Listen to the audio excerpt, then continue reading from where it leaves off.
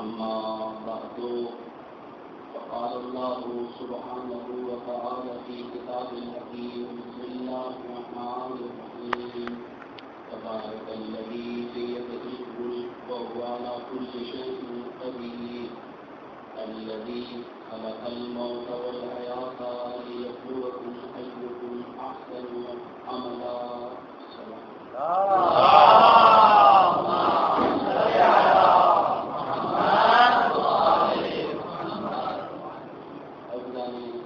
محترم حجت الاسلام والمسلمین شیخ علی مقدس صاحب یہ سارے سوال اور اس سلسلے میں یہ مجلس ہے لہٰذا قرآن کی ایک ایسی مشہور و معروف آیت کا انتخاب کیا گیا کہ جو آپ مسلم کرتے ہوئے اس آیت میں خدا رب العالمین نے جہاں اپنی تعریف و تنظیم کی اس کے بعد انسان کی زندگی کے فلسفے کو بھی بیان کیا اور موت کے فلسفے کو بھی بیان کیا اور دونوں کا فلسفہ ایک ہی تھا. الذي خلق الموت والحياة ليبلوكم أيكم أحسن عملا. دونوں کا فلسفہ ایک ہی ہے, زندگی کا فلسفہ بھی اور موت کا فلسفہ بھی ہے. جتنے بھی احکامات تقریباً شریعت میں ہیں اور جتنی بھی چیزیں ہیں تقریباً ان کے احکامات ہیں, اقدار ہیں اور ان کے فلسفے. اگر کوئی بھی چیز اپنے فلسفے کے بغیر ہو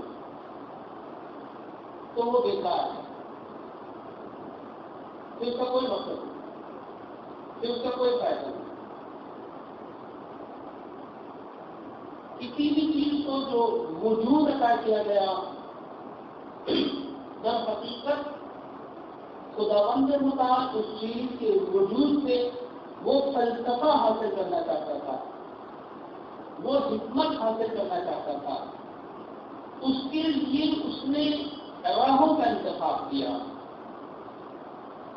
ہم آسان الفاظ میں تو یوں کہیں کہ اگر عبادتوں کی منزل ہو احکام, احکام در حقیقت وہ راہ ہے, وہ راستہ, وہ راہ ہے, وہ راستہ ہے کہ جس کے ذریعے سے وہ ہمیں وہاں پہنچانا چاہتا ہے. اب کچھ آداب ہیں, طریقہ کار, روش, احکام یہ کہ آپ کو کرنا کیا ہے, میں کیسے وہاں پہنچوں اس ہدف تک جس کے لیے مجھے خلق کیا گیا. ہم نے تمہیں پیدا کیا, کیسے حاصل ہو اس پیدائش کا مقصد, اس کے لیے راہوں کو بنایا. میں کیسے وہاں تک پہنچوں اس کے لیے احکام بنائے کہ آپ ان پہ عمل کریں, اس طرح کریں. مثال کے طور پہ نماز, حج, روزہ, جتنے بھی آپ احکام لے لیں, یہ خود ہدف نہیں ہے. یعنی نماز پڑھنے کے بعد مجھے یہ خیال نہیں کرنا کہ میری ذمہ داری پوری ہو گئی, کیونکہ یہ ہدف نہیں ہے, یہ وسیلہ ہے ہدف تک پہنچنے کا. نماز کے بعد ذمہ داری ختم نہیں ہوتی, یہ ہدف ہے وسیلے تک پہنچنے کا. کیا کروں کا احکام یہ کرو تو وہاں پہنچ جاؤ گے. اسے احکام کہتے ہیں. نماز پڑھو، روزہ رکھو، حج کرو، یہ کرتے چلے جاؤ، وہاں تک پہنچ جاؤ گے۔ کیا کروں؟ بس حکم، کیسے کروں؟ یہ آداب ہیں، کیسے کروں؟ آداب یعنی حکم کی، احکام کی بجا آوری بھی آپ اپنے طریقے سے نہیں کر سکتے، نہیں، اپنے طریقے سے کریں گے تو حکم بھی ہوگا، احکام بھی ہوگا، لیکن آپ ہدف تک نہیں پہنچ سکتے۔ اس کا بھی طریقہ کار ہے، یعنی ایک طریقے کے ساتھ اسے انجام دینا ہے، ورنہ وہ اثر نہیں کرے گا۔ یعنی ڈاکٹر کی میں مریض ہوں تو مجھے کیا چاہیے؟ دوا۔ کیا دوا کافی ہے؟ کہ نہیں، ڈاکٹر دوا دے کے فارغ نہیں ہوتا، بلکہ اس کا طریقہ بھی بتاتا ہے، روش بتاتا ہے، یہ کھانی کیسے ہے۔ یہی آداب ہیں، یعنی جب ڈاکٹر دوا نسخہ لکھے، نسخہ احکامات ہیں، اور جب بتاتا ہے کہ کھانی کیسے ہے، اسی کو آداب کہا جاتا ہے۔ اگر ادب سے ہٹ کے ہو نسخے کا استعمال تو یہ دوائی فائدہ پہنچانے کے بجائے نقصان پہنچا سکتی ہے، اور انسان کو اپنے اندر مجبور رکھ سکتی ہے۔ مریض یہ سمجھتا ہے کہ وہ دوا کھا رہا ہے، دوا نقصان پہنچا سکتی ہے۔ کیوں؟ اس لیے کہ آپ نے وقت کی پابندی نہیں کی، آپ نے بیچ میں جو فاصلہ ڈاکٹر نے بتایا تھا اس کا خیال نہیں رکھا، ترکیب آگے پیچھے کر دی۔ یہی حال عبادتوں کا ہے۔ آپ جیسے چاہے نماز نہیں پڑھ سکتے، نہیں، احکامات مخصوص ہیں، ہر دوا نہیں کھا سکتے، خاص دوا بتائیں گے، کیسے کھانی ہے یہ بھی بتائیں گے، اسی کو آداب کہا جاتا ہے۔ اسی لیے پیغمبر یہ کہہ کے خاموش نہیں ہوئے کہ نماز پڑھو کا، نہیں، نماز نہیں پڑھنی، صلو کما رأیتمونی اصلی، نماز ویسے پڑھنی ہے جیسے میں پڑھتا ہوں۔ یعنی ہر نماز وہاں نہیں جائے گی، نہ ہر نماز تمہیں وہاں پہنچائے گی، یعنی نماز تمہیں برائیوں سے نہیں روکے گی، کیونکہ یہ حالانکہ قرآن نے کیا کہا، ان الصلاۃ تنہی عن الفحشاء والمنکر۔ وہ مسجدیں تو بھر دی، مسجدیں بھری ہوئی ہیں، مسجد الاحرام بھری ہوئی ہے، مسجد نبی بھری ہوئی ہے، مساجد جمعہ بھر گئی ہیں، محلوں کی مساجد میں رش تو ہے، پھر دہشت گردی کیوں نہیں ہوگی؟ پھر حالات سازگار کیوں نہیں ہوئے؟ پھر دنیا میں امن کیوں نہیں ہوا؟ پھر برائی ختم کیوں نہیں ہوئی؟ پھر بے حجابی کیوں ختم نہیں ہوئی؟ پھر بے حیائی ختم کیوں نہیں ہوئی؟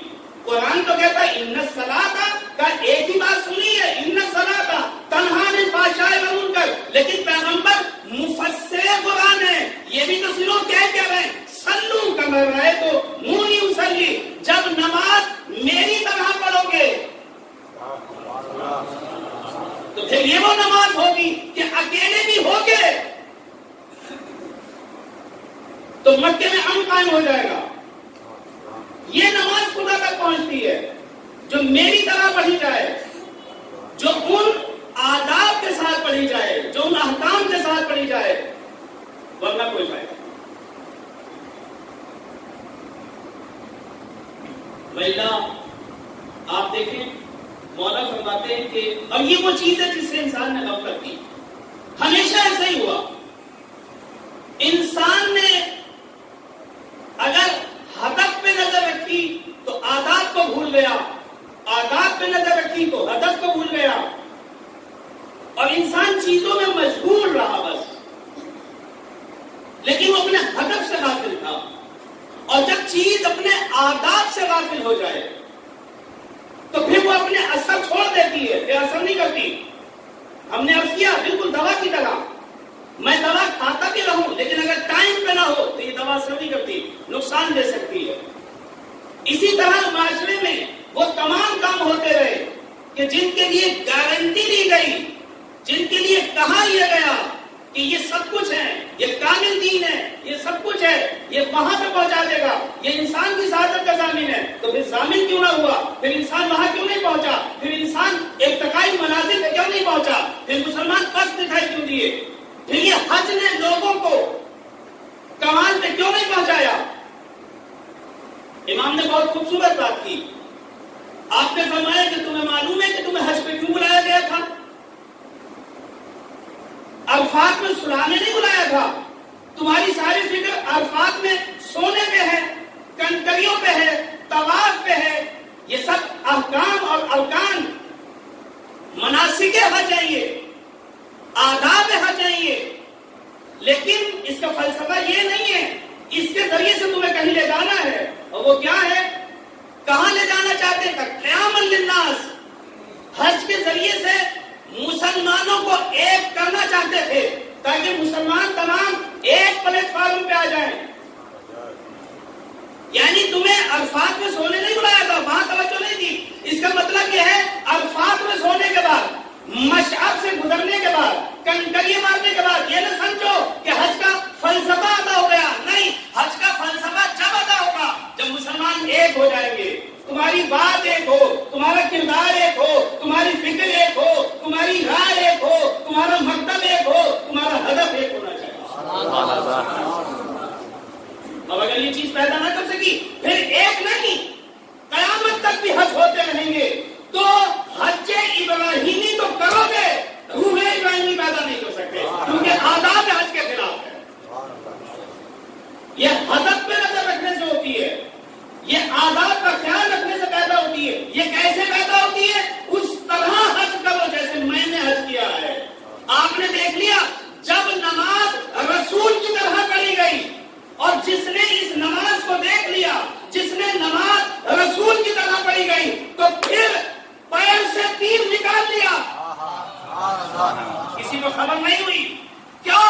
اس لیے کہ توجہ اللہ وہ یہاں ہوتا تو پتہ چلتا، وہ یہاں نہیں ہے. آپ نے دیکھ لیا وہ یہاں تھا نہیں، وہ وہاں تھا. اس کا ارتباط وہی ہے، وہ منقطع ہے. توجہ اسی کو کہتے ہیں. اور یہی وہ چیز ہے جس سے دعا قبول ہو جاتی ہے. وہ بار بار کہتا ہے ادعونی استجب لکم، میں ہزاروں دعائیں روزانہ مانگتا ہوں. اس نے نہیں کہا ادعونی پکارو مجھے، میں دیتا ہوں. اور عجیب بات یہ ہے کہ دنیا کا جتنا بھی سخی انسان ہو وہ مانگنے والوں سے تھک جاتا ہے، اور میں وہ ہوں جسے مانگنے والوں سے خوشی نصیب محسوس ہوتی ہے. جتنا بھی مانگتے ہو میں خوش ہوتا ہوں. میں تو خود کہہ رہا ہوں ادعونی استجب لکم. کہ دعا قبول کیوں نہیں ہوتی؟ کہا اس لیے کہ دعا کے آداب کا خیال نہیں رکھا گیا. ایک طرف تو توجہ تھی، دعا پڑھنی نہیں تھی. دعا پڑھنا الگ ہے، دعا مانگنا الگ ہے. دعا پڑھنے میں توجہ عربی کی عبارتوں میں ہے. دعا عربی کی عبارتیں نہیں ہے، دعا وہ معنی ہے جو تمہیں یہاں سے اٹھا کے خدا سے ملا دے. اگر وہ رابطہ قائم ہو گیا، اس کا مطلب یہ ہے کہ تم نے دعا پڑھ لی، اب پھر اس کی اپنی زندگی میں اثر دیکھنا. اگر وہ چیزیں نہ ہوئی، اور یہ عجیب مشکل رہی معاشرے کی کہ اس نے اہداف سے غفلت کی.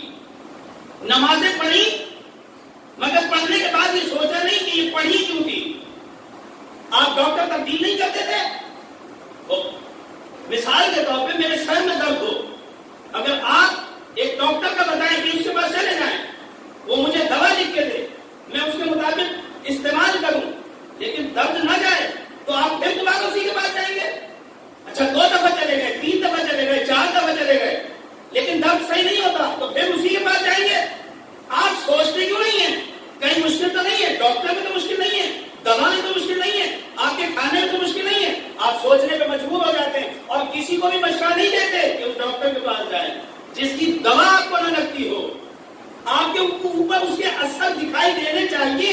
یعنی ایک چھوٹی سی دوا جو میرے جسم کے لیے بنائی گئی ہے، میں اس کے اثر کا منتظر رہتا ہوں. جو دین انسانوں کی ارواح کی تعمیر کے لیے بنایا گیا ہے، جو معاشروں کی تعمیر کے لیے بنایا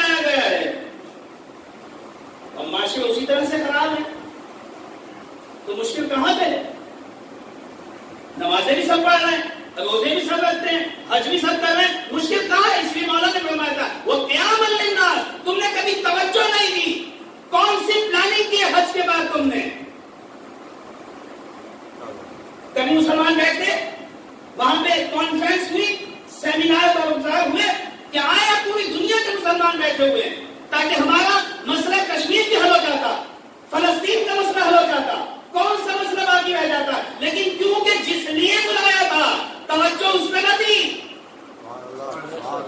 عبادتوں نے مشغول ضرور رکھا مگر انسان ہدف تک نہ پہنچ سکا۔ تو غفلت جب آداب سے ہٹ کے، جب ان چیزوں کا خیال نہ رکھا جائے تو پھر چیزیں اپنا اثر نہیں چھوڑتی، ورنہ چیزیں اپنا اثر چھوڑتی ہیں اگر ان اجزاء سے مل کے بنے، اسی ترتیب کے حساب سے استعمال کیا جائے۔ یہ ہو نہیں سکتا کہ چیزیں ایک چیز کے لیے، ایک ہدف کے لیے بنائی گئی ہو اور آپ اسی طرح انجام دیں اور اس کا اثر نہ ہو معاشرے کے اندر، یہ نہیں ہو سکتا۔ عزیزان محترم، تو ہم نے عرض کیا کہ خداوند نے متعلق جتنی چیزیں بھی بنائی ان کے آداب، ان کے احکام اور ان کا فلسفہ رکھا، اور وہ فلسفہ اصل ہے۔ اگر فلسفہ پورا نہ ہو، اور وہ کب ہوگا؟ جب احکام اور آداب کے ساتھ انجام دیا جائے گا، یہی چیز ہے جو ہدف تک پہنچے گی۔ میں مرحوم کو قرآن بخش رہا ہوں، نماز بخش رہا ہوں، وہ قرآن شفا ہے، قرآن انسان کو ارتقا دیتا ہے، بلند درجے تک لے جاتا ہے۔ تو جو قرآن مجھے نہ لے جا سکا وہ میرے مرحوم کو کیا لے کے جائے گا؟ میں کب سے قرآن پڑھ رہا ہوں، میری زندگی میں نماز کب سے ہے؟ 10 سال پہلے بھی نماز، 20 سال پہلے بھی نماز، 30 سال پہلے بھی نماز، آیا چینج ہو گیا؟ 10 سال کا عرصہ بہت ہوتا ہے۔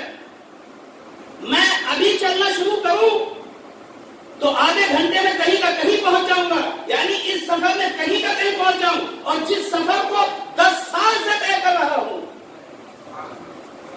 جس سال کو 20 سال سے طے کر رہا ہوں، وہ سیر اللہ نہیں ہے، نماز سیر اللہ نہیں ہے، نماز معراج مومن نہیں ہے، تو پھر وہ معراج مجھے حاصل کیوں نہ ہوئی؟ اور جب مجھے حاصل نہ ہو سکے تو میرے پوتے کو کیسے حاصل ہوگی جسے میں نے وہ نماز بھیجی ہے جو میں نے پڑھی ہے؟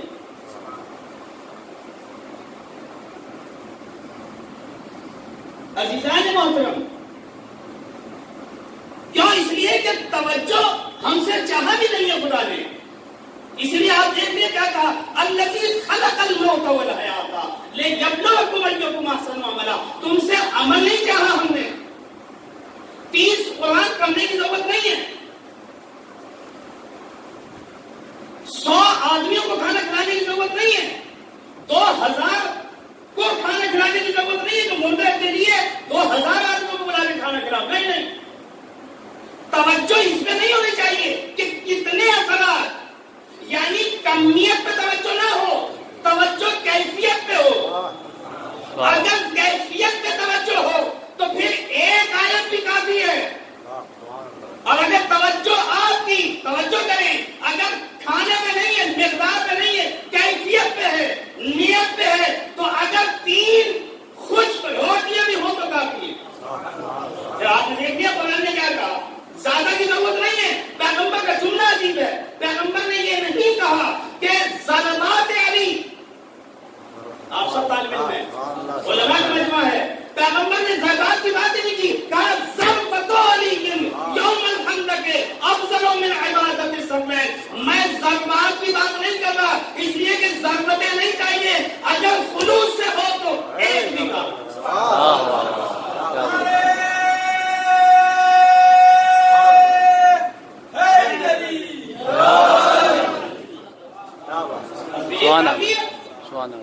ضروری نہیں ہے۔ آپ بتائیے کتنی تاریخیں گزری، کتنے تاریخ کے شجاعان گزرے، پیغمبر کے دور میں کتنے لوگ تھے، کتنی جنگیں کرتے ہیں، سائبات جنگیں ہوتی رہی، لیکن پیغمبر نے جملہ کسی کے لیے نہیں کہا، اس لیے کہ ضربتیں نہیں چاہیے، ایک بھی ہو تو کافی ہے، اس لیے کہ یہ نہیں کہ صفے لگا دو کا نہیں، وَيُطْعِمُونَ الطَّعَامَ عَلَىٰ حُبِّهِ مِسْكِينًا وَيَتِيمًا وَأَسِيرًا، کیونکہ اس کی محبت میں کھلایا ہے، دکھانے کے لیے نہیں کھلایا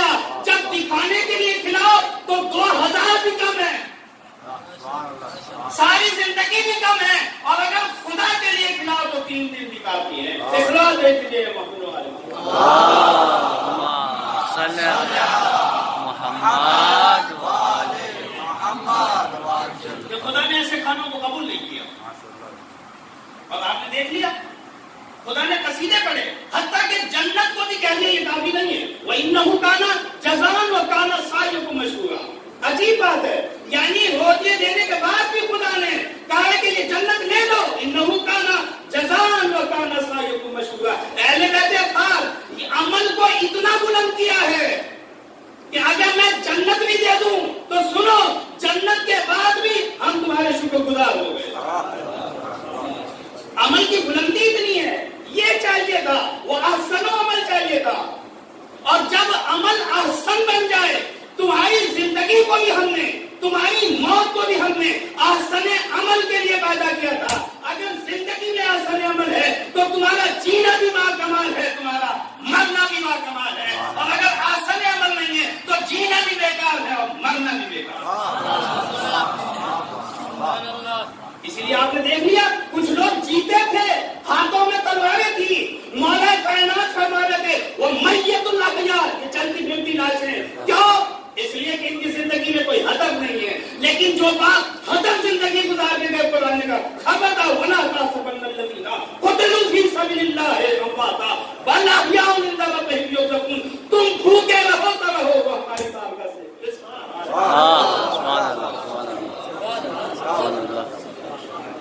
اس لیے کہ انہوں نے احسن عمل کر کے دکھایا. احسن عمل یہی ہے، خدا کے لیے جیے اور خدا کے لیے مر گئے.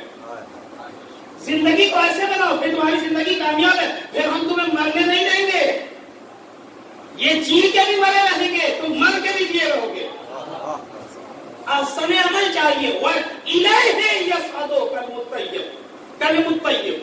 اس نے کہا سنو، پاک و پاکیزہ ہی کلمے وہاں بلند ہوتے ہیں. ہر نماز نہیں جائے گی. جس نماز میں خلوص نہ ہو، جس نماز میں توجہ نہ ہو، وہ نہیں جاتی.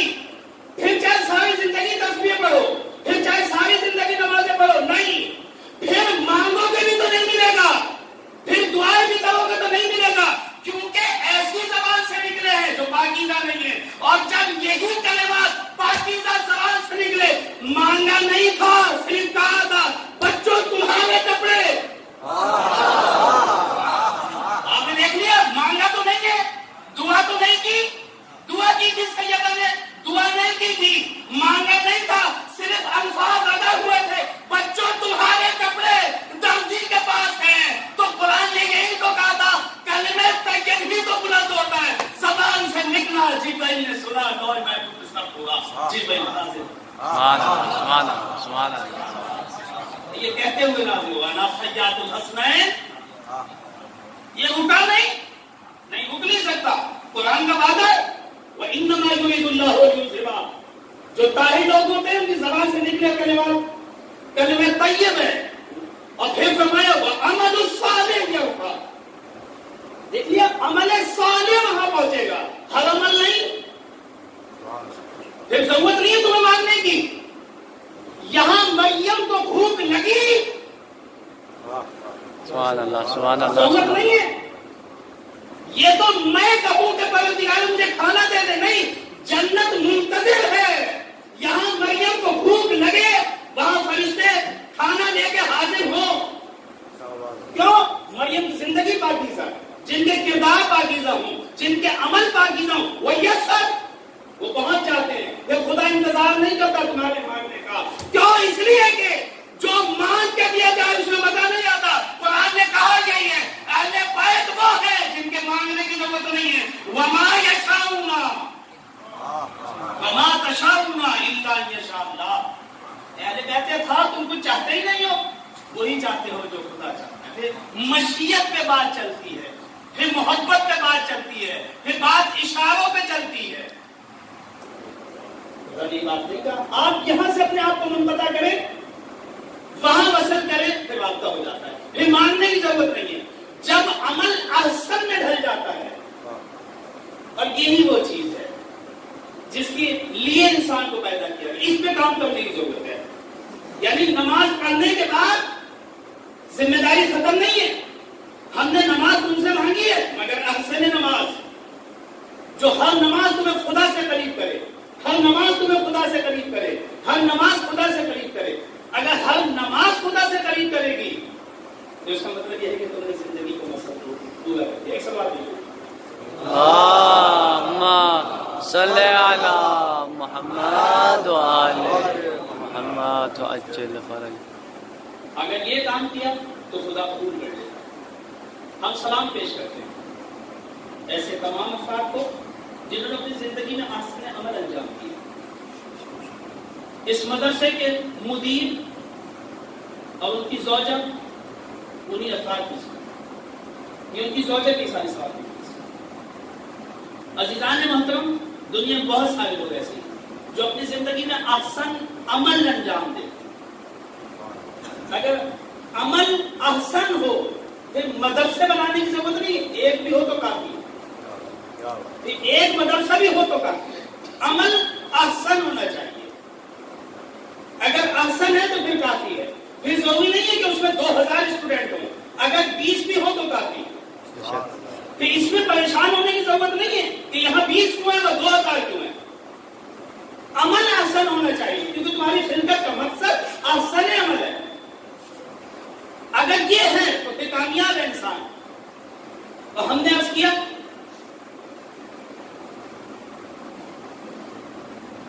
کہ مدارس کا قیام، اس کے لیے جستجو کرنے والے افراد تمام وہ کہ جو اس کے خدمت گزار رہتے ہیں، جو کاوشیں کرتے ہیں، جو حوصلے دیتے ہیں، جو کسی بھی طرح سے تعاون کرتے ہیں، ان کے عمل احسن ہے، احسن عمل ہے. کیوں؟ علماء کو خداوند متعال نے بڑی فوقیت دی. آپ پوری دنیا جتنی بھی کمپنیاں لگوا لیجیے، جو پروڈکشن اس کمپنی کی ہوتی ہے، اس فیکٹری کی ہوتی ہے، وہ دنیا میں کسی فیکٹری کی نہیں ہوتی. یہ دنیا کا احسن ترین عمل ہے. کیوں؟ اس لیے کہ یہ آپ کو خدا تک پہنچاتا ہے، باب اللہ ہے. خداوند متعال نے علماء کو ورثۃ الانبیاء قرار دیا. مدرسے کے طلاب کے لیے کہا گیا، دینی طلاب کے لیے کہا گیا، طلاب عزیز کے لیے کہا گیا کہ جب یہ چلتے ہیں تو فرشتے ان کے پروں کے نیچے پر بچھاتے ہیں. کیوں؟ یہ مقام انہیں عطا کیا گیا. کیوں وراثت انہیں دی گئی؟ اس لیے کہ یہ باب اللہ ہے. کیا مطلب باب اللہ؟ باب اللہ کیا چیز ہوتی ہے؟ باب اللہ وہ چیز ہے کہ جس کے ذریعے سے انسان خدا تک پہنچتا ہے. اگر باب نہ ہو یا باب بند ہو، آپ مدرسے میں داخل نہیں ہو سکتے. اگر باب بند ہو مدرسے میں داخل نہیں ہو سکتے. جس طرح سے ائمہ معصومین علیہ السلام حقیقی باب اللہ ہیں اور یہ نمائندے کے طور پہ ان کے باب اللہ ہیں، یہ ان تک پہنچتے ہیں، وہ خدا تک پہنچتے ہیں. کیوں؟ اس لیے کہ انہی کی سیرت انسان کو خدا تک پہنچاتی ہے. یہاں پہ وہ افراد تیار ہوتے ہیں اور سیرت کا بڑا دخل ہے. عزیزان محترم، پوری دنیا کے اندر میں نے عرض کیا کہ غریب فقیر وہ لوگ نہیں ہیں کہ جن کے ہاتھ میں بچوں کے موبائل نہیں ہے. وہ غریب نہیں ہے. معاشرے کے لوگ یہی سمجھتے ہیں کہ جو بھوک سے مرتے ہیں وہ غریب ہیں. فقیر وہ لوگ ہیں جہاں بجلی نہیں ہے، جہاں روٹی کا مسئلہ ہے، جہاں کپڑے کا مسئلہ ہے. نہیں، غریب وہ نہیں ہے. غریب وہ ہے جس کے پاس عصمہ موجود نہیں ہے، جس کے پاس آئیڈیا موجود نہیں ہے، جس کے پاس نمونہ عمل موجود نہیں ہے. آج دنیا نے اتنی ترقی کی ہے، یورپ نے اتنی ترقی کی ہے، کسی ایک شخص کے اوپر ہاتھ رکھ کے یورپ اپنے نہیں کہہ سکتا کہ نیوٹن کا مسئلہ ہو، ارسطو کا مسئلہ ہو، کسی اور سائنسدان کا مسئلہ ہو کہ یہ اپنی زندگی میں ہمارا آئیڈیل ہے ہر لحاظ سے. نہیں، انسان کو آئیڈیل پیش نہیں کر سکے. اور یہ فقدان ہے کائنات میں یہ دنیا میں فقدان ہے، آئیڈیلوں کا فقدان، کہ جو مجھے ایسے لوگ چاہیے کہ جو مجھے خدا سے ملا دیں۔ انسان اس دنیا میں عمارتیں بنانے نہیں آیا، اپنی روح کی بلڈنگ اور عمارت کو تعمیر کرنے آیا تھا۔ عزیزان محترم، بلڈنگ بنانے والے معمار مل جائیں گے، روحوں کی عمارت بنانے والے معمار نہیں ملتے۔ یہ وہ کمپنی ہے، یہ وہ مدرسہ ہے، یہ وہ فیکٹری ہے جہاں پہ وہ لوگ بنائے جاتے ہیں جو روحوں کی تعمیر کرتے ہیں، جو انسان کو یہاں سے نکال کر خدا سے ملاتے ہیں۔ یہ وہ فیکٹری ہے، اور کمی ہے پوری دنیا کے اندر۔ فقیر وہ امتیں جن کے پاس آئیڈیل موجود نہ ہو، اور پھر ضرورت نہیں، ہم نے عرض کیا کہ اگر یہی بات کھلا ہوا ہو خدا کی طرف، لیکن یہ اس کی ذمہ داری ہے کہ یہ باب اللہ ہو، یہ اپنی تعمیر کرنے میں کامیاب ہو گیا ہو، یہ خود مکمل انجینئر بن چکا ہو۔ اگر اناڑی ہوگا تو روح کی تعمیر نہیں کر سکتا، جیسے عام انجینئر گھر کو نہیں بنا سکتا، اسی طرح سے یہ بھی اگر باب بند ہو، آپ نے دیکھ لیا آپ داخل نہیں ہو سکتے کیونکہ باب خود بند ہے، یا اگر باب کے پیچھے حجاب ہو، دیوار لگی ہوئی ہو، یہ باب تو خود وہاں نہیں کھلتا، تو جو خود وہاں نہ کھلتا ہو وہ آپ کو وہاں نہیں لے جا سکتا۔ تو جس اسٹوڈنٹ یا عالم دین کا رابطہ خود خدا سے نہ ہو، وہ آپ کو وہاں نہیں لے جا سکتا۔ لہذا یہاں رہنے والوں کی یہ ذمہ داری ہے کہ وہ باب اللہ ہیں، خدا نے ان کا انتخاب کیا ہے، خدا ان سے محبت کرتا ہے، ان کے اوپر ذمہ داری عائد ہوتی ہے کہ وہ لوگوں کو وہاں تک ملا دیں۔ عزیزان محترم، انسان کو خود اپنے آپ کو سنوارنے کے لیے اتنی جستجو کرنی پڑتی ہے، چاہے کہ وہ آئیڈیل بننا چاہتا ہو تو کتنی بڑی ذمہ داری اس کے کندھوں کے اوپر عائد کی ہے کہ اس کا ہر لہجہ جو ہے وہ خدا کے لیے ہونا چاہیے، اس کا قیام خدا کے لیے ہونا چاہیے، اس کی حرکت خدا کے لیے ہونا چاہیے، اور جو لوگ بھی یہ کام کرتے ہیں وہ اپنی زندگی کے اندر کامیاب ہیں۔ لہذا آئیڈیل کا ہونا بہت زیادہ ضروری ہے۔ عزیزان محترم، اور دشمنان بھی جو اس بات کو سمجھتے ہیں انہیں پتہ ہے، اس لیے تاریخ کے اندر ہمیشہ انہوں نے جعلی آئیڈیلز کو پیش کیا۔ آپ کیا سمجھتے ہیں؟ خلافتیں ہوں، ملوک ہوں، جعلی علماء ہوں، جعلی ائمہ بنائے گئے ہوں، جعلی نبی بنائے گئے ہوں، یہ سب جعلی کیوں بنا رہے ہیں؟ اس وجہ سے کہ انسان کی فطرت ہمیشہ ایک آئیڈیل کی تلاش میں ہے، اور میں ہمیشہ سوال کرتا رہوں گا کیونکہ میری فطرت میں، تو میری فطرت کو کیسے خاموش کریں گے آپ؟ فطرت خاموش نہیں ہوتی، فطرت کو مارا نہیں جا سکتا، فطرت کو تھوڑی دیر کے لیے دبایا جا سکتا ہے لیکن فطرت کو مارا نہیں جا سکتا۔ ہمیشہ میری فطرت مجھ سے ایک آئیڈیل انسان کو مانگتی ہے کہ ایک ایسا ہونا چاہیے جو مجھے لے جائے اور یہاں سے نکال کر خدا تک پہنچا۔ لہذا اور جب اصلی آئیڈیلوں کو ہٹایا جاتا ہے تو میری فطرت کا کوئی جواب ہونا چاہیے، اس لیے جعلی آئیڈیلز بنائے جاتے ہیں تاکہ اصلی آئیڈیالوجی سے اور اصلی آئیڈیل لوگوں سے انسانوں کو ہٹایا جا سکے۔ عزیزان محترم، یہ ذمہ داری ہے تمام افراد کی، مدرسے میں رہنے والے ہوں، دوسرے افراد ہوں، کہ ایسے لوگوں کی شناخت بہت ضروری ہے، اس لیے کہ اگر صحیح آئیڈیل کی شناخت نہیں ہوگی تو پھر انسان خدا تک نہیں پہنچ سکتا، کہ وہ جتنی بھی جستجو کرے، جتنے بھی کارنامے انجام دے، کیوں؟ اس لیے کہ خداوند متعال نے اس راستے کو ہادیان کے حوالے کیا ہے اور ہمیشہ ایک حجت کو اس زمین کے اوپر رکھا ہے۔ اس نے کہا ہے کہ ہم نے کسی بھی زمانے کو، کسی بھی امت کو جو ہے وہ اپنی حجتوں سے خالی نہیں چھوڑا ہے، چاہے وہ آدم کے زمانے کی بات ہو یا خاتم کے زمانے کی بات ہو یا خاتون اوسیہ کے زمانے کی بات ہو، ابتدا میں بھی حجت تھی اور انتہا میں بھی حجت تھی۔ کیوں؟ کیونکہ انسانی فطرت کو اس کا جواب مل سکے۔ ایک سوال میں اللہم صلی علی محمد بس عزیزان محترم، تو احسن عمل جو ہے اور یہ جو آئیڈیل ہے، یہ آئیڈیل بنتا ہی اسی لیے کہ اس کا ہر عمل آئیڈیل ہے، اس کا ہر عمل احسن عمل ہے۔ اگر احسن عمل نہ ہو اس کا ہر عمل، تو یہ لوگوں کو وہاں پہنچا نہیں سکتا۔ کیوں؟ اس لیے کہ اسی کے ذریعے سے انسان خدا پیدا ہوتا ہے۔ ائمہ معصومین علیہ السلام کا ایک طلعی امتیاز یہی رہا کہ ان کی زندگی کا ہر لہجہ اور ان کی زندگی کا اٹھنا بیٹھنا جو ہے اس کا تمام کا تمام جو ہے وہ آئیڈیل ہے، ان کا جینا بھی ان کا مرنا بھی سب خدا کے لیے ہے۔ عزیزان محترم، کوئی بھی شخص نام رکھنے سے محمد نہیں ہو جاتا، کوئی بھی شخص نام رکھنے سے علی نہیں ہو جاتا۔ ہم تو یہی سمجھتے ہیں کہ نام رکھ لیا محمد تو ہم محمد جیسے ہو گئے، نام علی رکھ لیا تو ہم علی جیسے ہو گئے، ہم نے نام حسن رکھ لیا تو حسن جیسے ہو گئے۔ نہیں، ناموں سے نہیں ہوتا۔ آپ توجہ کریں، نام سے مسئلے حل نہیں ہوتے۔ ہمارے معیارات الگ ہیں، ان کے معیارات الگ ہیں۔ جو اہل بیت ہیں ان کے معیارات الگ ہیں، ہمارے معیارات الگ ہیں۔ ہم صرف اپنے بیٹے ہی کو بیٹا کہتے ہیں، اپنے پوتے کو بیٹا نہیں کہتے، اسے پوتا ہی کہتے ہیں۔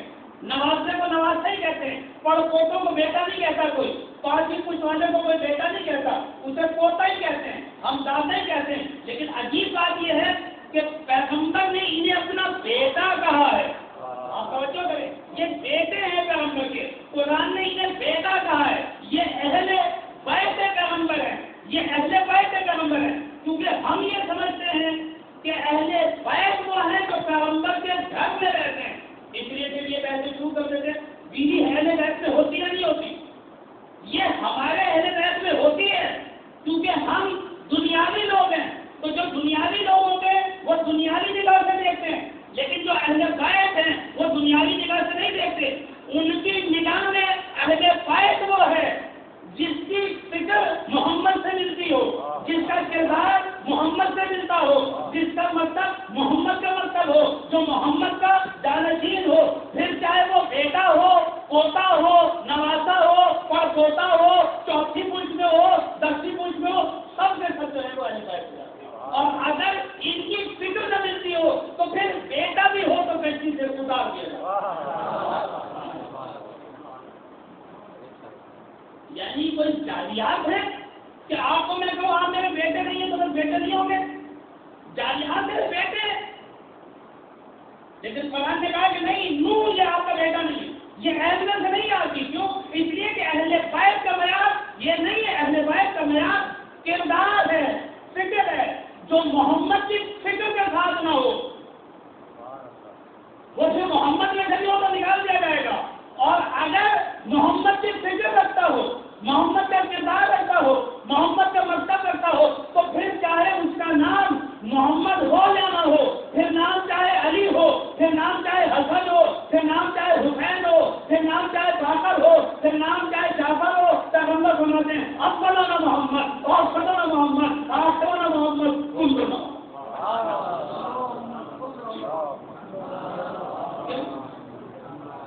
محمد نے کیوں کام کرتے تھا؟ محمد ہے، شکل میں ہے، یہ شکلوں کے مسئلے، شکل کا تو مسئلہ نہیں ہے کہ محمد نام کرتے تھا، کس چیز میں محمد ہے؟ فضائل میں ہے کہ تو فضائل میں آپ کو پتا ہے کہ پیغمبر اسلام سب سے بلند درجہ رکھتے ہیں۔ حتیٰ کہ جب پیغمبر نے بات کی نا کہ حسن اور حسین جنت کے جوانوں کے سردار ہے، تو فوری طور پہ خطاب بھی کیا لوگوں سے کہ سن لو، یہ جنت کے جوانوں کے سردار ضرور ہیں، لیکن ابوہما افضلہما، ان کے والد ان سے افضل ہیں۔ یعنی یہ بتا دیا کہ فضیلتوں کی وجہ سے نہیں کہا جا رہا، فکر ایک ہے، کردار ایک ہے، مقصد ایک ہے، راہ ایک ہے۔ جن کی راہ ایک ہوتی ہے پھر چاہے وہ ہمارا ہو یا نہ ہو ہم اسے اپنا بنا لیں گے۔ یہی وجہ تھی، چلے حسن کو اپنے تھے، حسین کو اپنے تھے، سلمان کو ان کے نہ تھے، اب تو ماتے ہیں، یہ تو چلے نوازے تھے، یہ تو ان کے بیٹے، سلمان ان میں تھے، ان کی زبان بھی نہیں بولتے، یہ عربی لوگ کافی ہیں، اور پہلے مجوسی تھے، عیسائی کو بعد میں اسلام قبول کیا۔ اور آپ نے دیکھ لیا، ہم جنت کی دعا مانگتے رہے، سلمان کی جنت مشتاق رہی، سلمان منا رہے بات کے بعد اب کمی عمل جن کے کردار عظیم ہوتے، خدا نے مطالعہ کہا ہے کہ انہی کے کلمات کو خدا قبول کر لیتا ہے۔ انما یتقبل اللہ من المتقین، ہم اگر قبول نہیں کریں گے تو متقین سے کریں گے۔ صاحبان تقویٰ ہی کی نمازیں قبول ہوگی اور صاحبان تقویٰ کے عمل کو قبول کر لیا جائے گا. لہٰذا جو امام المتقین کے ساتھ وابستہ ہونا چاہے اسے تقویٰ الہی اختیار کرنا ہوگا. عزیزان محترم، خداوند متعال سے دعا گو ہے کہ ہم سب کو اس راہ کو اپنانے کی توفیق عطا فرمائے. عظیم لیڈر خداوند متعال نے ہمیں دیے کہ جو سب کے سب امام متقین ہیں. ہم شکر گزار ہیں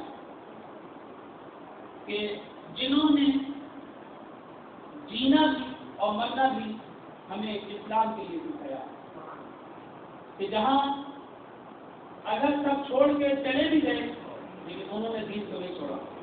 انہوں نے دین کو کبھی تنہا نہیں کیا. انہوں نے قربانیاں دی. ہم سلام پیش کرتے ہیں خواتین کو جنہوں نے اپنے بچوں کی تربیت اس طرح سے کی. خواتین کا بڑا کردار ہوتا ہے. امام علی مقام کو 72 ملے تو خواتین کی وجہ سے، اور صرف 72 ہی ملے تو خواتین کی. کوفے کی خواتین ایک دن زبردستی بچوں خواتین نے کردار ادا نہیں کیے. جو فیکٹریاں ہیں انسانیت کی، ان کی آغوش انسان بنانے کی فیکٹری ہے. جب فیکٹری اپنا کام چھوڑ دے تو پھر معاشرے میں کربلا جیسے حادثے پیش ہوتے ہیں. پھر کوفہ غائب ہو جاتا ہے اس معاشرے سے. یہ سب لے گئی، زبردستی لے گئی. خواتین نے کردار ادا نہیں کیا. ایک یہ خواتین تھی اور ایک وہ خواتین تھی.